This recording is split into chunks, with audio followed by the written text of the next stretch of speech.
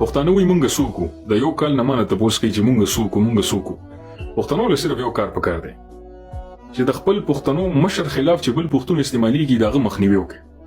کدا سیمه په یو کال کې سم نه شو کغه افغانستان کې پښتونخوا ده نو یو کال په مزم جمهوریت لوي چې مونږ همیشه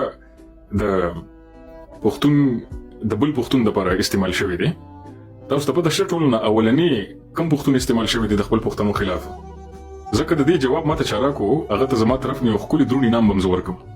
اولنی کم پښتون مشر چې دغه خلاف بل پښتون استعمال شو کله ته کمنټ کې سو کولی شي یا کمنټ کې نه ماته انستګرام کې میسج هم کولی شي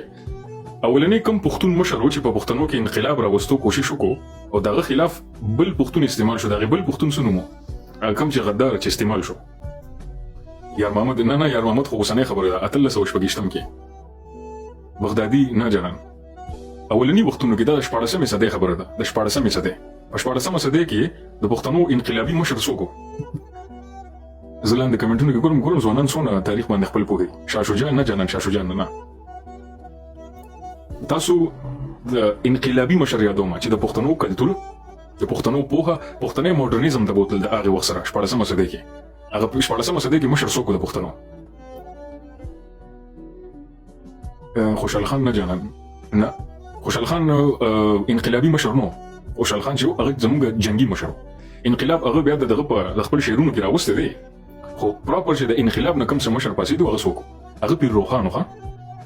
د پیر روخان چې هغه د پښتنو د انقلاب راوستو هغه د پښتنو د خزو د حق او پښتنو د خزو د تعلیم پښتنو کلتور کې بدلون چې دی پیر روخان د خبره کوله خو د پیر روخان خلاف کوم سره استعمال شو دا غنوم چې لورځي د پیر روخان خلاف څوک استعمال شو د پیر روخان خلاف څوک استعمال شو مغل یو سړی دلته ټاکلو مغل راغلی مغل اکبر بادشاه هغه وی چې پیر روخان چې دا اوس خطرناک شو زما لپاره دغه خلاف یو بل سړی پاسولو عالمه دا غنوم اخون درویزه بابا زمونږ پښتونخوا کې ډېر خلک پیژني اوس هم خلک زیارتونو لذي اخون درویزه بابا چې دا یو عالمو او دا مغل پاسولو د مغل په وینا باندې پاسه او دا پیر روخان خلاف کمپاین شروع په پیر روخان باندې د کفر فتوی لګولې پیر روخان چې دی غیر د زمکه نه ګډ وډ کو دغه مخالف کتابونه ولیکل هغه چاپ کړل او پیر روخان چې دی هغه په کلتور کې په ولس کې په خزو کې تعلیم او دغه لپاره کوشش کوله نو دا د شبیر الله چې وسنغلو دغه خبره چې د 14مې صدې نه د شیر روان دي او دا به ال ختميږي چې کله تاسو دلته ناس خلک په دې پېښه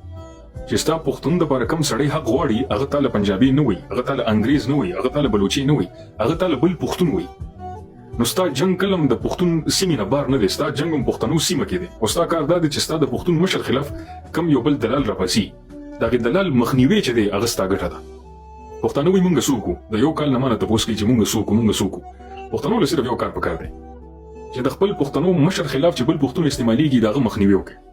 کدا سیمه په یو کال کې سم نه شو کغه افغانستان کې پښتونخوا ده نو یو کال پس بزم جمع دی متاسو بم جمع دی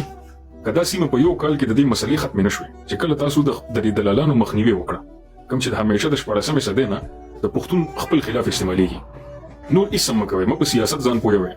م په کتابونو باندې پته اسم مکوي زه د ګران کارونه آسان کار دو کې پهله دلال پیژنې چې دلال څوک دی او بیا دلال مخنیوي وکړي ټول کې سره غونډه شو ستا پښتنه سیمه سم شو سمه دا یو وړوکی کار دی چې د افغانستان کې ځوانان شروع کی که پښتونخوا کې پښتانه هر څه سم شول ها